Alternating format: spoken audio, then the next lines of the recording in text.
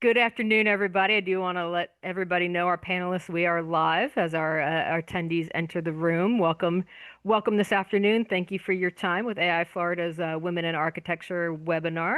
We are happy to have Jaime Sobrino with us, who, let me get your title right before I get that wrong. You're the Vice President and Director of Operations for Leo A. Daily South Florida Studios in Miami and West Palm Beach, where you lead strategic initiatives in financial management, operations, and project delivery. Jaime has also served as our representative on the Strategic Council for AIA and served as moderator of the Strategic Council. And you were president of AI Puerto Rico, so you have a lot of things on your resume. But before we get started and hear from Jaime, just a few words of housekeeping. This is being recorded and will be posted to our website for future reference. We do ask that if you have any questions, if you will put them in the Q&A box, we're going to be taking questions at the end. You do get one learning unit for today's webinar, but you don't need to do anything. You don't need to put anything in chat. We know that that you are here. We have a report of when people log in and log out, and we will report your credit based on that. And then, like I said, this will be recorded and you will have a follow-up email. There will be some materials that Jaime covers today that we will have information on how you get copies of those materials in a follow-up email after this webinar. And with that, Jaime, I will turn it over to you. Thank you for presenting. All right. Thank you, Becky. Thank you, everybody, for joining. We're going to start off just to make sure everybody's awake and paying attention. We're going to start with a little survey. So I'm going to share my screen here in a minute, and I'm going to ask you all to scan this QR code that you see on the screen with your phone. And you can also visit We don't see it yet. We don't see it. website. Yes, I'm going. All right. So you can scan that code, or you can also click on the link that Becky has added to the chat. So there'll be a couple of questions that we're going to go through. I'm going to give everyone a minute or half a minute to kind of get settled in. And then starting the questions. All right.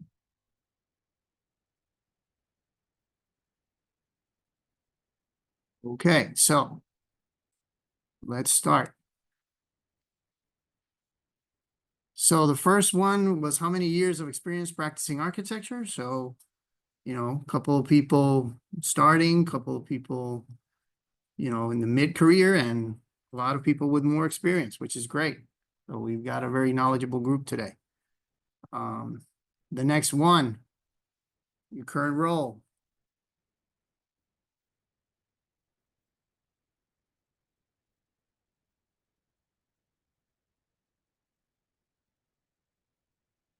Great. So we got a lot of owners, mostly owners, project managers, architecture staff. Great. Awesome. All right. Let's go to the next question. Then the size of your studios. 0 to 10, 10 to 20.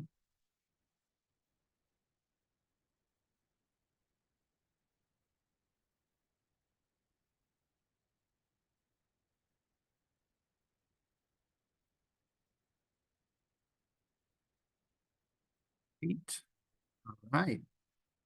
So mostly small firms under 10 employees. Vast majority. All right. How many years? 0 to 5 years, 5 to 15, plus 15 years. Okay. All right. And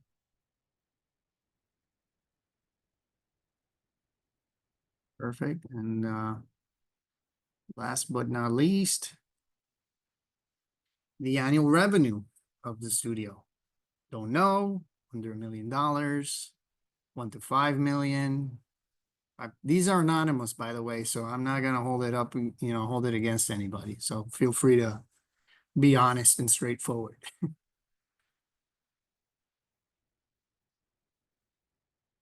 Okay.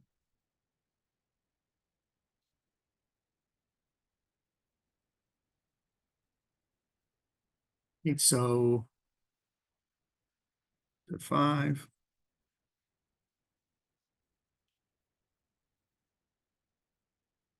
Okay. So, all right, so perfect. So let's exit here. So we basically got a crowd of people, a lot of people with experience in the profession, with being a managing principal or an owner of a relatively small practice under, up to 10 employees, with a lot of time practicing, and with an annual revenue of between 1 to 5 million. So this is a nice cross section. So, all right. So let's go ahead and get started.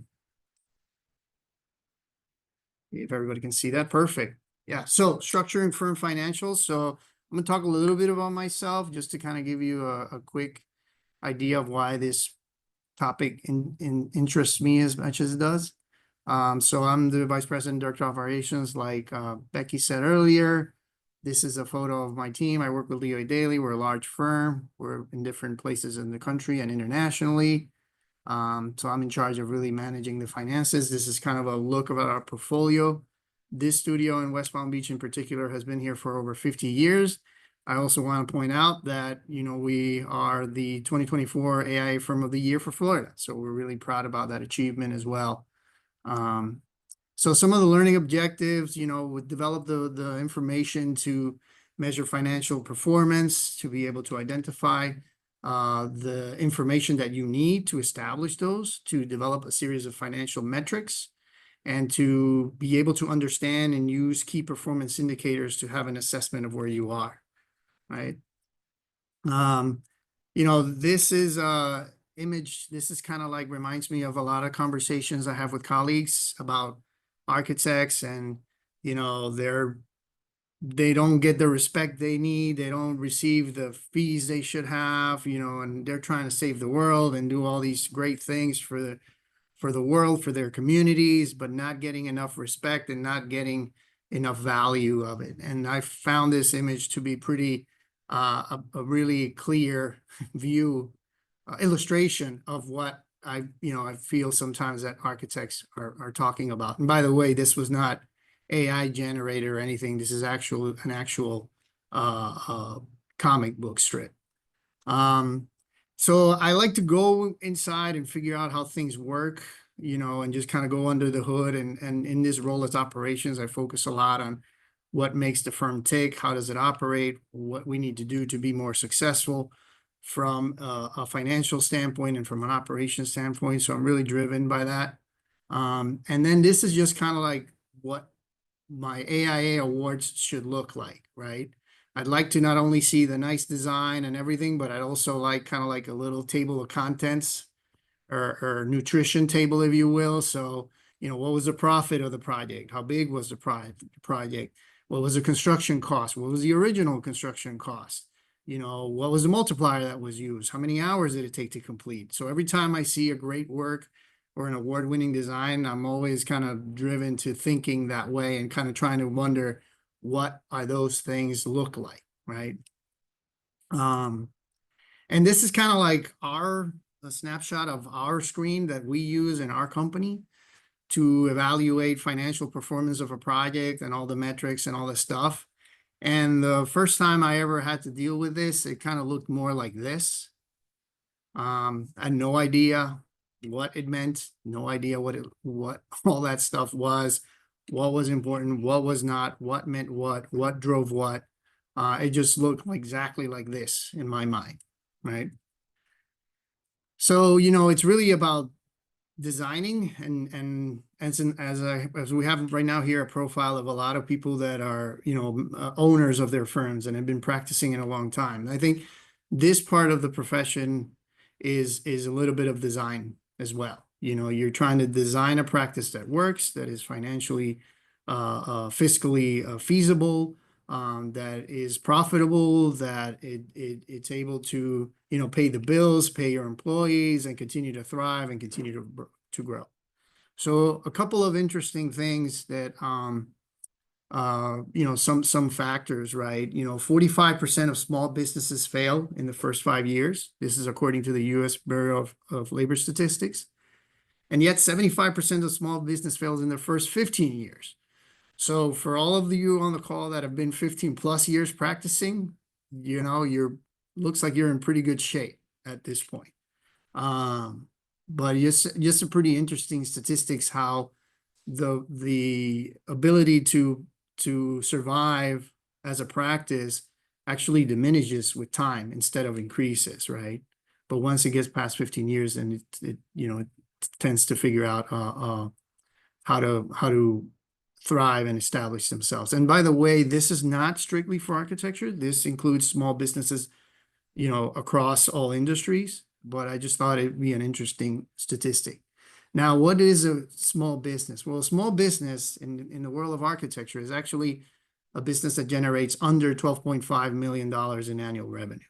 So for this conversation in this group, everybody here is considered a small business, right? So top reasons architecture business fail. Top one, poor financial management, which we'll talk a little bit about that today. And then lack of clear business planning, ineffective leadership, poor project management, and the failure to embrace technology are listed as some of the other top 5 reasons for architecture practices to not be able to survive. And I think, you know, when we practice architecture, we start practicing architecture, we start our business, we start with all the good intentions. We want to do great work. We want to inspire others. We want to be able to do really things that better our communities. But a lot of times we don't even know how it works. So we're just kind of in the middle of nowhere. We have no idea where we are. We don't have no idea how this works. You know, what are the costs? How much, you know, what should I be charging? You're trying to figure that out. And if you ever started your business or are about to start one, if you started one, you've been there. If you're about to start one, that's where you're going to be, right? Figuring out what do I do? How do I charge people? How much should I get paid for? And all these things. And hopefully we'll talk about that today and how to help with that assessment. So another analysis that you need to do as you're putting a business together, you know, looking at your strength, your weaknesses, your opportunities, your threats, and just kind of doing that kind of analysis. I think it's always useful. And then you have to establish kind of your SMART goals, right? Just kind of organize how you know, your things that are specific, goals that you want to be as specific as you can, that you want to achieve, things that you can actually measure in time. Target things that are achievable, that are relevant to what you're trying to do, whether it's design quality, whether it's, you know, profitability, whether it's a little bit of both, whether it's community, whether it's sustainability, whatever it is, you know, you're trying to create measurements or goals that are tied to all the values that you want your practice to be recognized for, right? And then obviously a a deadline. You know, is it in a year? Is it in 2 years, 3-year outlooks? We hear about businesses talking about 5-year strategic plans, 2-year strategic plans. So I think all these things are, you know, the SMART goal is kind of a good acronym to organize yourselves as you're putting together your practice and looking forward on what you want to achieve. So, you know, like I said earlier, there's a lot of conversation about value. You know, the people don't know my value as an architect. They don't know the value of design. They don't know the value of what we do and all these things. And I think the question needs to be rephrased, and it should be, you know your costs. I think that's where the conversation needs to start. You have to first know what your costs are before you can start to talk about the value that you bring. And a lot of firms don't even understand that, what their actual costs are to operate, to keep the business running. All right. So we're going to do a little theoretical exercise here, a little case study. We're going to start our own little firm called Creative Architects, LLC. And we're going to jump into the numbers. So, and the first place we're going to start is we're going to look at the expenses. And by the way, this spreadsheet, I'm happy to share it with any of you. You can send me an email after the end of the session. For now, I just want you to focus on, I'm going to walk you through the spreadsheet, the numbers to hopefully help you. It's the best way to illustrate what these concepts mean and their importance. And once you understand the concepts, you'll be able to use this effectively. And maybe you have. I think this is just a way to illustrate how these things work. But I think the ultimate goal of this is for you all to be able to measure these metrics and understand the importance of them, be able to track them with whatever you use, whether it's scratch paper, Excel, whatever BQE, whatever software, it doesn't matter. The important thing is that you try to develop a discipline to do something like that. So we're going to start here and we're going to go over, the overhead expenses, which is basically everything that we need to account for, rent, utilities, licenses, equipment, benefits that we want to pay our employees and everything, right? And those benefits are, those overhead expenses are going to add up to $124,000 in this example. Now, you have overhead hours, which is $172,000, $640, and we'll talk about that right now. So this expense of overhead hours is now we're going to switch over to the next tab. And we're going to talk about, we're covering all our overhead expenses, everything that costs, paper, materials, rent, like I said. And then now we're going to talk about the hours, which is the indirect labor, the overhead hours. So here we have our firm is a 4-person firm. So we're going to say we're going to have a principal or owner. We're going to have a senior designer. We're going to have a junior designer, and we're going to have an admin. And we're going to establish the salary for each one of those. And we are going to establish a raw rate per hour. Then we have the total hours worked per year, and that'll give us an annual salary, right? Now, where it starts to become important is we start to add up their utilization. And by that, I mean, how much hours can they actually bill to a job? The work that they're doing can be billable to a job. So for example, in the case of the managing principal, because they're out there getting more work, they're out there working with proposals, they're doing a lot of efforts, they're doing some of the management of the office or the practice. Some of that effort, you can't really bill it to a project or a client. So we're going to set up their DLR at 50%. So 50% of their time, they'd be doing that, doing overhead work, again, work not billable to a project. And the other half of their time, they're working on a project, they're doing reviews, they're doing sketching, they're whatever it is, they're doing maybe some drafting themselves. It depends, right? And then you have the direct labor, which is the actual hours that they can bill. So 50%, so half of it is direct labor and half of it is overhead. So 104,000 is direct labor and 104,000 is overhead, right? So this column G is adding all that overhead hours, which is that 172,640 that I mentioned earlier. That's also part of the costs. So, and then it goes on with the other positions as well. We have a senior designer, that's 80% billable. That means they're going to be working mostly on projects. So their time is going to be spent on projects, $83,000, $20,000 in overhead, and then so on and so forth. If you look at the admin person, that's a secretary, office assistant, whatever you want to call her, that person will be zero billable. They'll be just helping with everything else. So for purposes of this example, we are using that as a 0% billable person that's just purely overhead. So their salary is strictly overhead. All right. So this cost of 172,640 is over here. So that gets added to the expenses that we talked about before, right? Where we talked about the rent, the utilities, the materials. So the 124 plus the 172 gives us a total of $296,000, $640. So in the case of Creative Architects LLC, all of our expenses, all of our costs, again, rent, utilities, materials, licenses, everything, plus the salaries is going to equal almost $300,000 a year. So that means you're going to have you're actually, that's the overhead hours. I'm sorry, just the overhead hours. However, the number below, the 243,360 is the direct labor salary. So that means that these are the hours that you're getting paid for, column F, but are still an expense, right? So the actual total expenses is $540,000. So it costs Creatives Architects LLC $540,000 to operate a year with the overhead expenses, the rent and that's listed here, with the principal salaries, the senior designer, the junior designer, the admin, all these salaries combined. Everything adds up to $540,000.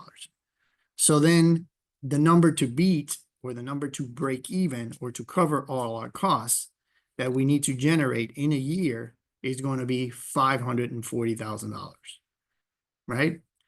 So I hope everybody's with me. It gets easier. So that's our total cost to operate. And then we go into our break-even multiplier. So we know what it costs us, right? For the employees. We have people that were paying $100 an hour, $50 an hour, $30 an hour, $20 an hour, right? So that's what it costs us, but we can't charge exactly that number to our clients in our proposals. To break even, to determine the break-even point, which means the amount of the rates that we need to charge people at to not make profit, but just cover our $540,000 of expenses, needs to be 2.22. That is the multiplier. That becomes the number you multiply these raw rates by to come up with the number to cover $540,000 with everybody billable as column E for the entire year. All right. So basically, we're saying that everybody's salary, if you go to here, 100, you have a multiplier of 2.2, column H. That bill rate will give you $221.89. That's the rate you need to be able to charge a client at least to cover your expenses per hour. So that's $221.89 for the principal, $110 for the senior architect, the junior is $66.57, and then the admin person, again, you're going to have them. You can build them at that, but they're not generating revenue, so they're really expensive. So if you're able to elevate your multipliers to 2.2, so these bill rates, then you can cover the revenue you're generating to break even is $540,000, which is what we said were our expenses for that year. So the way this studio is designed, it's designed with a break-even multiplier of 2.22, right? So hopefully everybody is kind of following that. And that, again, you multiply the rates, you use the multipliers, and then you get the revenue generated, and then you make sure that you're meeting your goal. Now, let's do a quick exercise, and let's just adjust this for now. Let's say the managing principal is slacking. We need them to be more billable. We need them to charge more money. So they're at 50%, and we're gonna increase that to 70%. So now what you're seeing is, because I have more money that I'm generating, my expenses are still the same. They're still 540 because the salaries, it's the total salary for the year. It doesn't matter, but I'm generating more revenue because I'm generating 284,960 before from direct labor without multiplier, versus before that was 243. So making that adjustment of having the principal be more billable has been able to elevate almost by $40,000 the income that I can generate. And when I'm able to do that, my multiplier has all of a sudden dropped from 2.2 to 1.9. So I can work with lower billable rates. I can lower the salaries. I mean, not the salaries. I can lower the billable rates that I'm showing to the clients.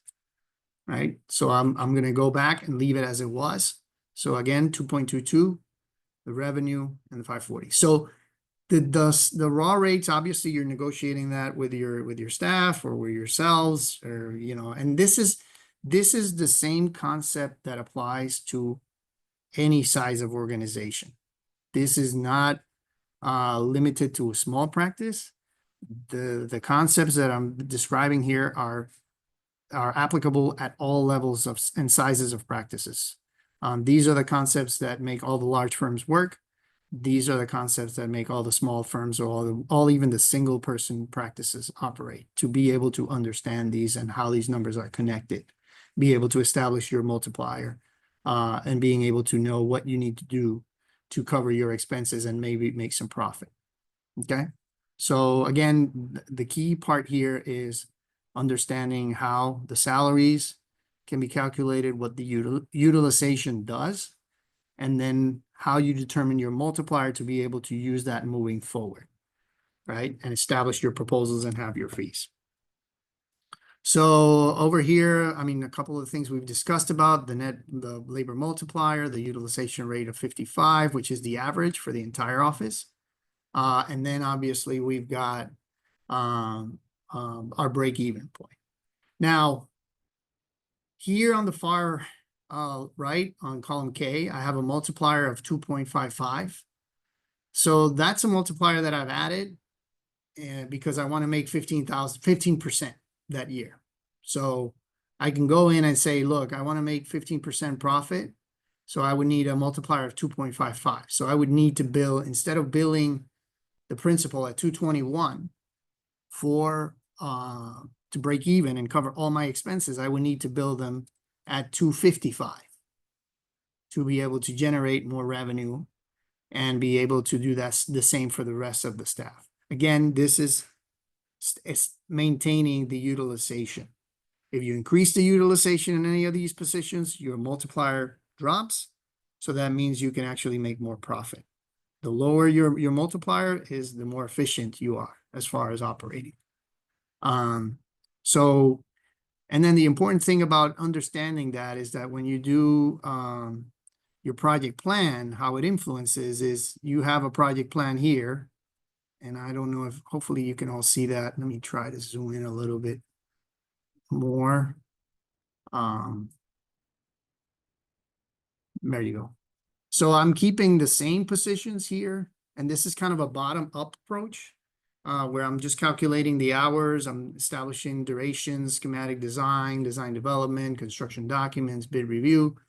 But the important thing is I've got my billable rates, which come from the multiplier that I've used, the break-even multiplier. So, for example, the principal, we said 221.89 here. That's 221.89 here. So this is our break-even point. So this means that for this project that lasts this duration and has all these phases, if we use our break-even multiplier, it would give us a total fee of $115,000 and hours, and you can gauge the hours. So, we have the principal having some time at the beginning, we have the senior designer kind of trying to do most of the work, and so on and so forth. So you can adjust the hours and be able to determine how much time this would be in a break-even scenario. If you want to look at the profit of it, then you'd end up using a higher multiplier. And I'm kind of trying to zoom this in again. So here I'm using that 255 for the managing principal. And again, I'm doing this for all the positions, but this is trying to get that 15% profit, right? So my break-even fee from before was 115,000. Now, by using the higher multiplier, I'm trying to go after a fee of 132,000. So that would yield potentially a 13% profit on the project, right? If I do everything right and everything works according to plan, which it usually never does. And I think that's why you need to look at, again, start with how much your expenses are, what your break-even multiplier is, and then be able to work off of that to give yourself some cushion and some space and some contingency to be able to still come out on top at the end of a project or at the end of a task. And then this is just kind of a quick dashboard that's showing all the things we've talked about in the other tabs, the indirect expenses, the overhead hours from staff, that's the hours that are not billable. These are the subtotal for all the overhead expenses, the indirect expenses plus the overhead hours, plus the salaries, with a total expense of 540,000. And then you divide it by the actual labor, the direct labor, so you get the break even, which is the 2.22. And here 2.55 is what I've kind of put in to try to arrive at a 15% profit. That's all kind of calculated here. And again, this is, this is a very simple Excel spreadsheet. If you have other softwares that you use, that's perfectly fine. But I, again, trying to illustrate the connection between all these metrics. All right. So I guess I'm going to give you a break now from all these numbers, and we're going to go back to the presentation. All right. So Creative Architects. The other fee approach is the top-down approach, which is, as you might all be familiar with, we have in Florida the DMS fee curve, where we use to calculate projects, most of these public projects. But it is a good guideline, and it is a good checklist, a reference to be able to use it. Obviously, keep in mind that this does not include architecture. It has basic services, so it does include architecture, structure, and MEP as part of the calculation. And I think sometimes this is kind of like the easy way out, right? You try to get the idea, you get the information from the contractor or the owner, what the cost of construction is, you plug it in here, and boom, it spits out a fee, and you can kind of, divide it with your consultants, figure it out, and be done with. But the challenge of that is that it doesn't really tell you, is that a good fee or not? Unless you kind of go back through the exercise I was sharing and you do a bottom-up fee approach, where you're kind of calculating the hours and you're trying to figure out and understand exactly how this project is going to work, who's going to be working in each phase, how much time, what's the duration. And I usually try to work, and I recommend using a little bit of both, using the top-down approach as a gut check, and then using the bottom-up fee approach. And hopefully when you do all your homework, you do not run into a situation like this, where you have a client that sticker shocked by how much you're going to charge them for the work that you're going to do. And usually when you have a conversation and you've done your homework, I think in my experience has been that it's been a good conversation with the clients. They'll understand. And it's just be able to back up where it's coming from, right? I mean, we have clients that, say, well, that's too expensive, and they have no reason, they have no argument other than they just think it's too expensive. But when you're trying to say, look, this is why, and this is important, and maybe we can edit the scopes, or we can do this, or we can work around that, that usually yields a better outcome. So, and then moving on to tracking project performance. I mean, it's really a three-legged stool. It's scope, schedule, and budget. You negotiate that. You either negotiate the scope. If the budget changes, the scope might change, the schedule might change. So these things are interconnected. So just kind of be mindful of those, of the interrelationship between these three things on every project, because I think those are the things that one of these always triggers either scope creep or delays or anything like that. And you want to be able to keep a good track of all these different things as you develop the work and produce the work. This is just kind of a project schedule example, just a Gantt chart showing the different phases and, different days and durations. I typically like to put a schedule together. I think it helps understand the work.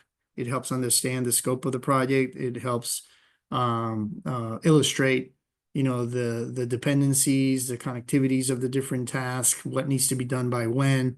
And I think it's also an integral part of the project development process and the project planning process, which I strongly encourage everyone to do as part of their efforts. The Deltek Clarity Architecture and Engineering Industry Study. This is a report that's done every year by Deltek. Deltek supplies software to help with this type of management for firms, and they do an annual report, which is actually great. You can download it. It's free online. It's a PDF. You can get it, and it'll show a lot of information about these key metrics. You know, what are the typical profits? What are the typical things that are done? You know, in our in our industries. This is focused on our industry. It's A&E. It has engineering. It has architecture, and then it's really neat because it has a really a very great brief explanation of each of the metrics. So I recommend everybody can, you know, check it out. So according to that Deltek exercise, you know, these are some of the key performance indicators. So the first one is profit, right? And based on the KPIs from the Deltek report, you know, the average medium is 18% profit. The high performers, because Deltek kind of points out the high performers in their study, those are usually at 27%, right? So that's a pretty profitable practice. So creative architects, I don't know if you all recall, and you know, believe we were at 15%. So, you know, we're sitting below the average. We're sitting below the high performers. The net labor multiplier, the Clarity high performers are at 3.46. The average is at 2.96. And if you all recall, our net labor multiplier was at 2.22. So we were running pretty lean as a studio. Again, the Clarity high performers at 3.46, the high multiplier also shows or reflects their high profit of 27%. So, you know, as this number goes down, sometimes the multiplier will go down as well. So you see here how this one is 18.7, the average, the multiplier is 2.96. If you recall our example of creative architects, it's 15%. So our multiplier, net labor multiplier is 2.22. So utilization rate, Clarity high performers at 60%. The medium is at 61, and the utilization for our studio was 55%. So we're kind of slacking. You know, we need to have more billable people to be able to match the medium of the industry and the high performers. And then the overhead rate, if I recall, our overhead rate was pretty high. I think it was a 200 in our exercise, which is, you know, a little bit above. You want to try to keep it at 156, 153. And then these are other key metrics. The average collection period, I think it's also important, you know, 79 days. Backlog in months is another key indicator, 9.85. That means work that you have in contracts that can keep everybody busy for an X amount of months. In this case, 9 months is what they're showing for high performance. Typically you want to keep that number as high as you can, as you possibly can. The net revenue per employee, we didn't really get into these calculations, but it's also kind of interesting. This is the money generated per employee, you know, based on the work they're doing, their billability, and their multiplier that you've assigned them for the project. And then the high performers at $188,000 per person. The medium is at 163. And then the costs, it stays the same, the total employee costs, which is interesting. You know, the average firm employee cost is 109. The high performers are almost at 109, maybe even lower. So that's a pretty, you know, it goes to show that costs of operating a business are staying the same. So there's something that the high performers are doing, and maybe it's in the overhead a little bit, not even, because the overhead is a little higher. But there's things that the high performers are doing in their performance and the execution of the work that's helping them yield a higher profit percentage and a higher net labor multiplier. So again, this is just kind of an interesting exercise to compare what the industry as a whole is targeting, what the high achievers are doing, and what the medium is. And like I said earlier, you know, three-legged stool, this is all, you know, if you push one of these metrics, it impacts another. So if you're trying to be more profitable, it'll impact your multiplier. If you have more expenses, it'll lower your multiplier. These are all interconnected. So it's kind of like a balloon. You squeeze on one side, it'll come out the other. And then other key metrics that I think are interesting to talk about is the revenue growth forecast, which is just kind of talking about what is the growth. I mean, it's interesting that the Clarity high performers are 6.9. The average medium is at 10.2. Win rates are about the same. So 50% of the work that is pursued is won. The capture rate is a little bit higher. Win rate, I believe it's total. Capture rate is the work that you actually submitted to or were shortlisted to. Another interesting part of it is another interesting metric is revenue from the top 3 clients. So, you know, 30% of the work basically comes from a main client. So you all can kind of look back and see, you know, what is that client that's kind of giving me most of the work, and trying to maintain a client that can give you a good, you know, a good backlog and enough work to kind of keep going, and usually represents about 30% of the work. It's the industry medium. Then some metrics about project management, projects under budget, 68%, 72%, which are just great numbers. Projects on or ahead of schedule, 59 and 66, which again is a pretty impressive number for the industry as a whole. And then resource management, I think these are also kind of important numbers to look at. 6.5% for growth, and then 8% for the high performers. They're growing at 8%, which is interesting, which is pretty aggressive. And then finally, employee turnover. I think this is one of those numbers that, you know, the medium is 13.6, the high performers at a 12%. As we all know, changing staff and losing somebody is always costly, and disrupts the productivity, disrupts the workflow, disrupts relationship with the client. And it's just, you know, it's an impact, it's a financial impact in the firm as a whole as well. So we're trying to maintain a good camaraderie, a good team, and keep our employees engaged, right? So, you know, as far as KPIs, I mean, you can create whatever you want. I mean, I think it's just following, you know, identify what you want it to be, create some kind of metric system to measure it, evaluate it, assess it every now and then, adjust it as you need to, and then figure out how it aligns with your goals moving forward. Right. For example, you know, one KPI that we kind of try to look at is how many projects can we submit for design awards? You know, are we going to submit 3? Are we going to submit 5? Is that important to us? Is that not? Are we looking at retention? Are we looking at turnover? Do we want to keep a metric where we try to keep that at 6 or at 2? Right. So all these things, I think, are things that you can kind of figure out and decide which ones do you value more than others. The important thing is that you kind of create a structure. And I think the importance of that is because, you know, ultimately, you want to know where you are, right? You want to know where exactly are you in the scheme of things, which coordinates. You're no longer in the middle of the forest, not knowing where you are. You know where north is, you know how far you are from the road, how far you are from the river, you know, all these things. Now it's a different game, right? And then just kind of track, you know, as you grow, as you continue to develop, as you continue to evolve, you're able to track and see where you were, and see where you kind of want to be. And I think a lot of it is, you know, it's really about teamwork.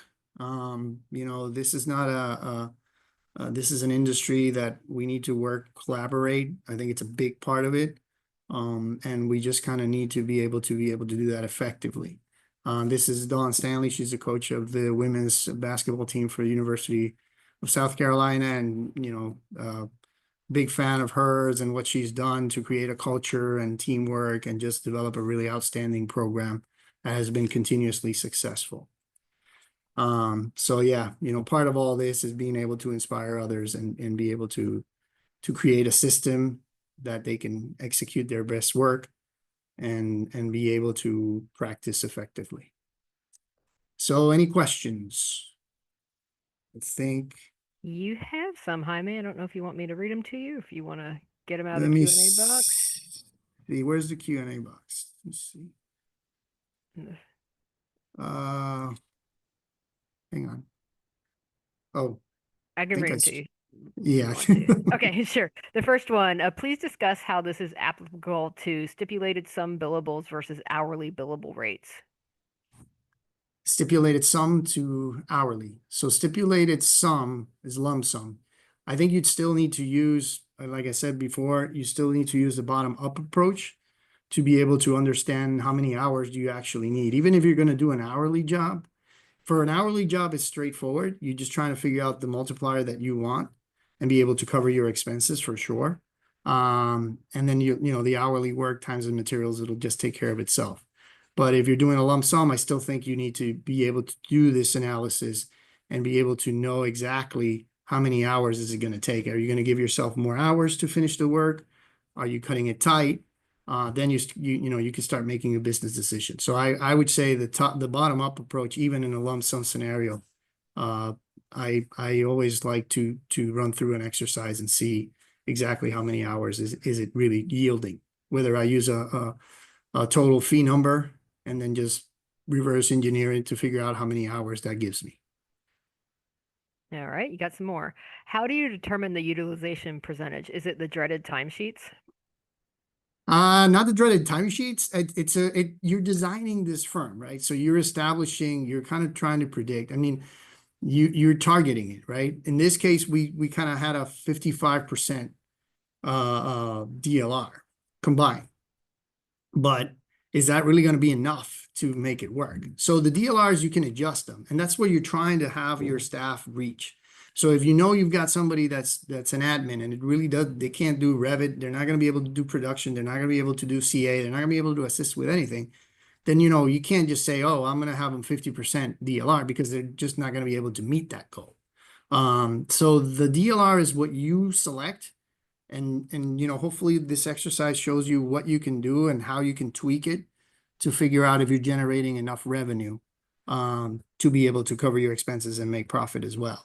So, it's not prescriptive, but usually it shouldn't be higher than 90, because you've got benefits, you've got days off, sick days, and things like that. So to expect somebody to be 100% billable is just unrealistic. Maximum is 90. You could push 95 if you want to use that number. And that's usually for production heavy people that are doing a lot of the work. But if you have an office where a smaller group where you're doing a little bit of everything, then your targets are probably going to be closer. A DLR is probably going to be a reasonable DLR is going to be 60, maybe 70%, something like that. If you go in under 40, 50%, then that's a heavy overhead person. That's really not contributing to generating revenue for the studio. So you got to be mindful of that.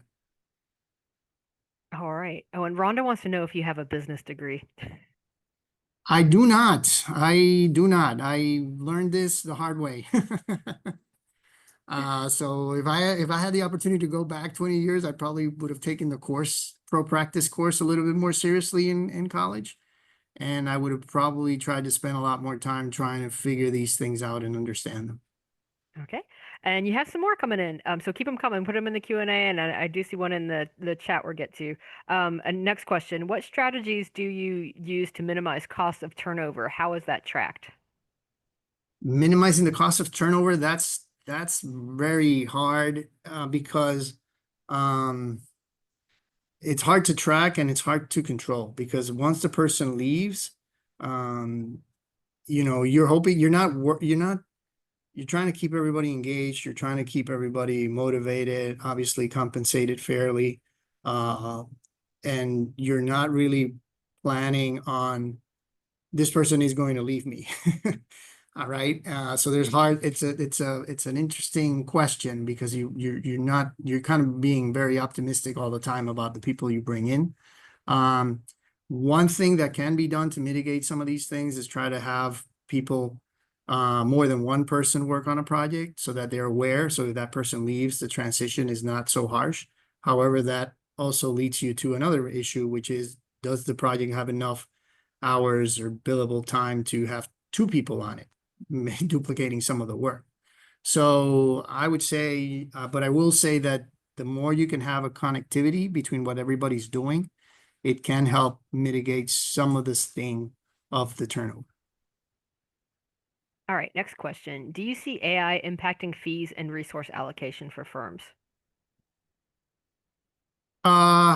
Yes, loaded question, but yes, I do, because there are things, I think AI is going to impact quite a lot of things that we do in the profession. I think it's a very powerful tool that we're barely scratching the surface to use. I think it's going to help liberate.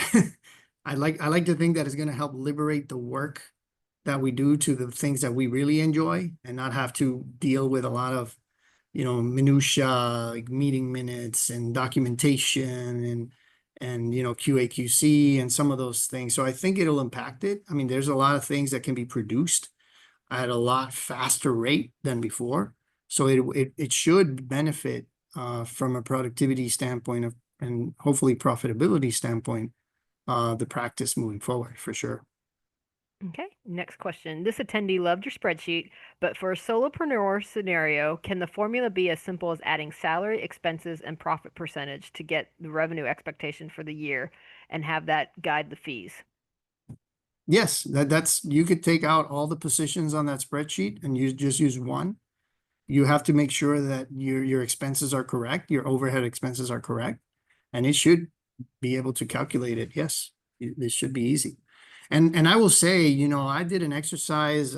I just used ChatGPT, and I said, what if I have this? I have a firm of this, and I have a DLR of that, and you can have those kind of conversations, and it's pretty damn accurate as to understanding what it is that you're trying to do and establish those goals.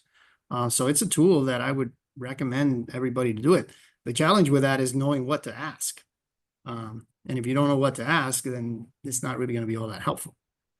But yes, you can use it for a single person, for a single owner firm, single practitioner firm, and be able to calculate whatever you want to understand as far as profit and expenses and multipliers and all that, those kinds of things. All right. That was all the questions. Oh wait, hold on. Never mind. One just came in. Where do you cover professional organization membership events, travel, time, and expense? That's overhead. All that stuff is overhead. All right. Any other questions? Put them in the Q&A, or if you want to raise your virtual hand, we could unmute you. I don't see any hands raised. We'll give everybody just a second to type anything else in. Jaime, thank you for your time. I will be following up with an email. Oh, hang on. One more thing, just a couple more things before I go. I was gonna say you said you did get a request to share your list of books. Yeah, so there you go. So these are some books that I recommend everybody to look at. Managing the Professional Service Firm, I think it's pretty good. Arch Principle is a good book to have because it just shows the trajectory and what they did. Gensler, this is the founder of Gensler. So it's really good. Never Split the Difference is a good book on negotiation, which I think it's always worthwhile to read as we're talking to our clients and trying to figure out, how do we get our fee. The PMP exam prep, I like that for project management. I recommend everybody to that's doing project management, and even people who are not, to kind of try to take the certification, take the exam and get it. I mean, it just helps crystallize a lot of these concepts and understand them in a very simple way. I think it's worth it, and it's a really good certification to have. Creativity Inc. is a book about the story of Pixar, written by the CEO, Ed Catmull. And it's a kind of great book about creativity.